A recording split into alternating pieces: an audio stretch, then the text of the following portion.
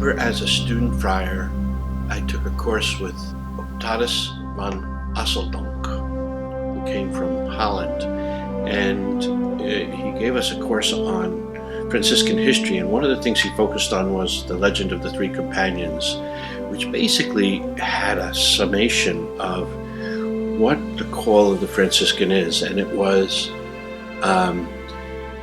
to bind what is broken, to heal what is wounded, and to bring home those who are lost. Well, the Capuchins have been on Manhattan Island for a long time. So we founded St. Peter's Church in Lower Manhattan, which is one of the first churches in the city of New York, by a Capuchin missionary coming down from Canada. But eventually we came and we served German-speaking immigrants. And here in Midtown, which St. John's area was called the Bloomingdale section, it was farmland and the German middle-class workers. And they built St. John's Church as a parish church. But with the building of Penn Station in the early 1900s, the parish changed drastically, and it became a very urban commercial center, with many of the workers in the area at Macy's, the post office, so many things, were all Catholic. And so these urban churches like St. John's became places where people would nourish their faith during the course of the work week.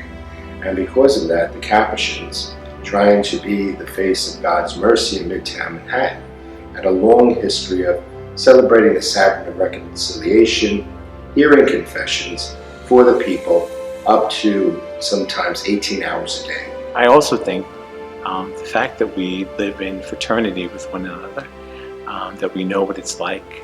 We have our own faults. We are sometimes all too aware of the faults of our brothers with whom we live, although we love them. It helps us to be more understanding the people who come to us in the sacrament of reconciliation. I think one of the reasons why the Capuchins are so attractive as confessors, one has to do with the availability. The second has to do with we're not their parish priest, so people have a sense of privacy, anonymity. They'll express things to the friars that they feel intimidated to express to their local parish priest. And the availability thing, especially nowadays with the clergy shortage, is a really important one, because most parishes only have confessions availability for about a half hour on a Saturday afternoon. And it's precisely at the time when people are picking up kids from sports games, people are shopping, they're finishing lunch, they're getting ready for dinner. And with all that in mind, so it's convenient for the church, but not necessarily in the lives of busy people. And so places like St. John's or Holy Cross serve as a little place of refuge, respite during the busy day for people to take a little time to pray. And so I think it's the gentleness that comes to us through our Holy Father, St. Francis. I think it's the example of our friars who have gone before us, who have extended this kind of gentleness and compassion and God's mercy to so many people. And I think that both Padre Pio and St. Leopold Mandich are prime examples of this great desire to reconcile God's people to God. But in terms of our prayer,